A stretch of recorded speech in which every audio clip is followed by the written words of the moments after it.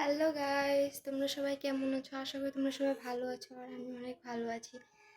তো আজকে আমি যাব মামার বাড়িতে, মানে মামার বাড়িতে মামি চাউমিন বানিয়েছে। তো সেটার জন্য নিমন্ত্রণ করেছে যেতে। তো এখন আমরা যাব, রাত্রি হয়ে গেছে অনেকটাই। তো এখন রেডি হয়ে যাব। তো চলো প্রথমে রেডি হয়ে নিই। রেডি হয়ে এসে গেছি। তো এখন আমরা যাব মামার বাড়িতে। তো চলো যাওয়া যাক।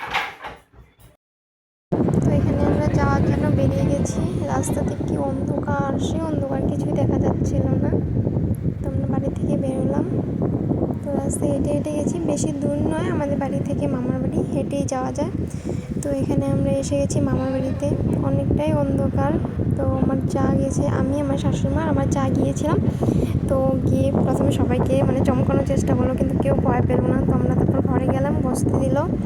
তো এখানে আমারটা হচ্ছে ভাস্তা, তো বেশি বদমাশি করতেছিল। ওদিকে আমার চা দেখে হাই করে দিল তোমাদেরকে, দেখলো যে আমি ভিডিও করতেছি। তারপর এখানে আমার মামা শ্বশুর টিভি দেখছিল, টিভি চালানো ছিল।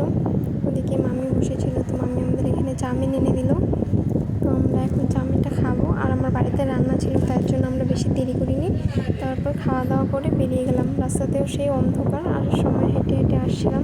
দেখি ওদিকে একটা মামি ছিল, বলতেছে হ্যাঁ ভাবছি কি আমরা ফটো উঠাচ্ছি, বলে কি হ্যাঁ অন্ধকারে ভালোই ভিডিও হবে। তো আমরা এখন বাড়িতে চলে এসেছি। তো চলে এসেছি আমরা বাড়িতে। তো আমি আমার ব্লগটা এখানেই শেষ করছি। তো যদি ভালো লাগে অবশ্যই লাইক কমেন্ট করবেন। Bye bye.